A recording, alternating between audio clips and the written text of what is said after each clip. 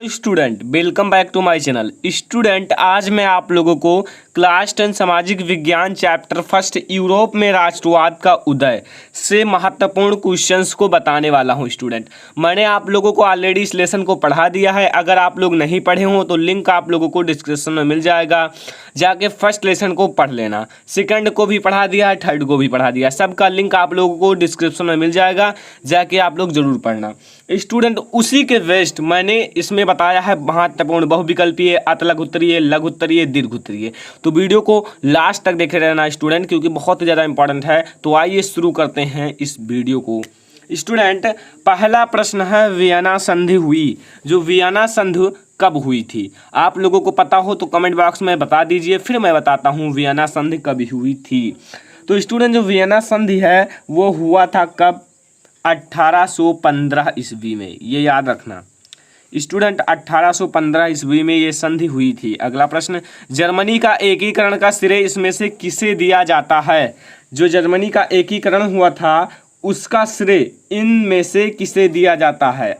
आप लोग जानते हो तो बहुत ही अच्छा है, नहीं जानते हो तो मैं आप लोगों को बताने वाला हूँ। स्टूडेंट मैं आप लोगों को बताता हूँ, ऑटो वान बिस्मार्क को क्यों दिया जाता है? क्योंकि ये जर्मनी के एकीकरण में भाग लिए थे और एक मुख्य व्यक्ति थे, इसलिए ऑटो वान बिस्मार्क को दिया जाता है।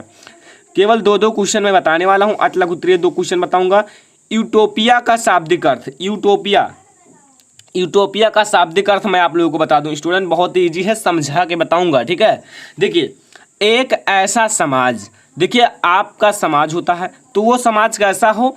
एक ऐसा समाज की कल्पना जो इतना आदर्श हो कि उनका सरकार होना लगभग असंभव होता है।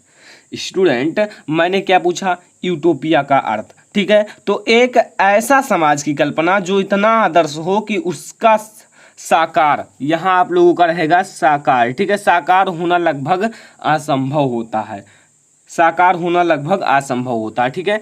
तो ये आप लोगों को लिखना है साकार, ठीक है, याद रखना स्टूडेंट, सॉरी। तो साकार होना लगभग असंभव होता है, ये क्या होता है? यूटोपिया का शाब्दिक अर्थ।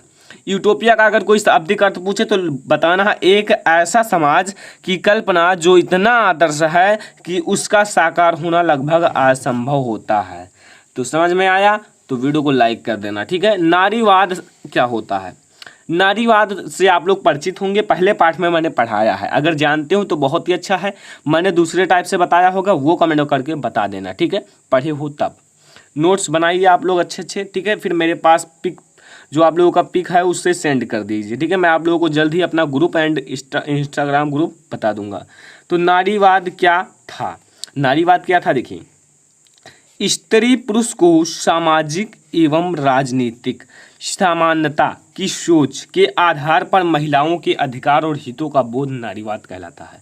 जो महिलाएं होती थीं उनका अधिकार जो होता है और हितों का बोध जो होता है नारीवाद कहलाता है। बट अगर आप और अच्छे से कहेंगे तो एग्जामिनर और अच्छे से आपको मार्क देगा। तो आपको एकदम सीरियसली कहना है कि स्त्री पुरुष को सामाजिक एवं राजनीतिक समानता की सोच के आधार पर महिलाओं के अधिकार और हितों का बोध नारीवाद कहलाता है। नोट कर लीजिए स्टूडेंट, इंपॉर्टेंट है, आई होप 2021 बोर्ड एग्जाम के लिए, ठीक है। तो ये आपका नारीवाद कहलाता है। तो आई होप कि आप लोग नोट कर लिए होंगे। तो अगला क्वेश्चन आपके सामने आ रहा है, ये देखिए आपका अगला क्वेश्चन। इटली का राष्ट्रीय एकीकरण का कार्य कब पूरा हुआ? इटली में भी एकीकरण हुआ था, जर्मनी में भी एकीकरण हुआ था। आप लोगों को मैं जर्मनी और इटली का एकीकरण पढ़ा दूंगा जल्दी, ठीक है। तो ये मैं आप लोगों को बता दूं, उसमें मैंने पढ़ाया है पाठ में, लेकिन मैं अलग से और अच्छे से पढ़ा दूंगा। तो 20 सितंबर सन 1870 ईस्वी में समाप्त हुआ था, ठीक है। कब कार्य पूरा हुआ? तो 20 सितंबर सन 1870 ईस्वी को। याद कर लेना, माइंड में सेट कर लेना। आइए महत्वपूर्ण लघु उत्तरीय और दीर्घ उत्तरीय देखते हैं। स्टूडेंट अब हमारा महत्वपूर्ण लघु उत्तरीय की बारी आती है। स्टूडेंट इसका आंसर बताना थोड़ा आप लोगों के लिए हार्ड, मेरे लिए हार्ड होगा, क्योंकि स्टूडेंट बहुत लंबा हो जाएगा वीडियो। तो मैं आप लोगों को पहले इंपॉर्टेंट क्वेश्चन बता देता हूं। अगर आप लोग ढूंढ लेते हैं इसका आंसर तो बहुत ही अच्छा है, नहीं पाते हो तो उस प्रश्न को कमेंट करना जो आप लोग नहीं जानते हो, उसका आंसर मैं आप लोगों को बता दूंगा। अब पूरे का बताना थोड़ा मुश्किल है, क्योंकि मैं आप लोगों को ऐसे हर पार्ट का इंपॉर्टेंट देने वाला हूँ, ठीक है। तो आप लोग यहाँ देखिए, पहले लघु उत्तरीय महत्वपूर्ण प्रश्न।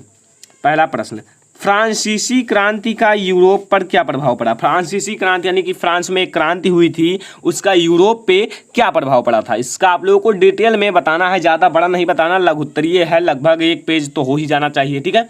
दूसरा प्रश्न, जर्मन की एकीकरण की प्रक्रिया को संक्षेप में पता लगाइए। तो स्टूडेंट जो जर्मनी का एकीकरण है उसी को बताना है। तो जर्मनी का एकीकरण आप लोग पढ़ लेना, इटली का एकीकरण, इन दोनों को पढ़ के अच्छे से तैयार कर लेना, समझ के। ठीक है, रटना नहीं है, समझो उसमें क्या कह रहा है, कि ऐसे समझो कि आप लोग एक कहानी समझ रहे हो। ठीक है, अगर फिल्म को देखते हो तो आप लोगों को याद हो जाता है, तो उस तरह से देखो कि जैसे हम फिल्म देख रहे हैं। ठीक है, तो उस तरह से अगर याद करोगे ना तो पूरा माइंड में सेट हो जाएगा। तो जर्मन की एकीकरण की प्रक्रिया संक्षेप में पता लगाओ। तो आप लोगों को पता नहीं लगाना है, लेकिन लिखना है अच्छे से। अब मैं आप लोगों को महत्वपूर्ण दीर्घ उत्तरीय की बारी आती है। प्रश्न नंबर फर्स्ट, फ्रांस की क्रांति के प्रमुख कारणों का विवेचना कीजिए। जो फ्रांस की क्रांति है उसके प्रमुख कारणों का विवेचना करना है। अगर फ्रांस की क्रांति का यूरोप पर क्या प्रभाव पड़ा, उसमें से आप लोग अगर इसको याद कर लेंगे तो उसका भी आंसर आसानी से लिख देंगे। ठीक है, तो उसे याद कीजिए तो ये आपको याद हो जाएगा, और इसे याद करेंगे तो वो आपको याद हो जाएगा। इटली के एकीकरण पर प्रकाश डालिए। तो मैंने बताया 2, इटली का एकीकरण और जर्मनी का एकीकरण। अगर आपको वीडियो चाहिए तो कमेंट बॉक्स भर दीजिए कमेंट करके। ठीक है स्टूडेंट, तो ये था आज का हमारा यूरोप में राष्ट्रवाद का उदय इंपॉर्टेंट क्वेश्चन। इसके बाद हम लोग भारत में राष्ट्रवाद के उदय का इंपॉर्टेंट क्वेश्चन देखेंगे।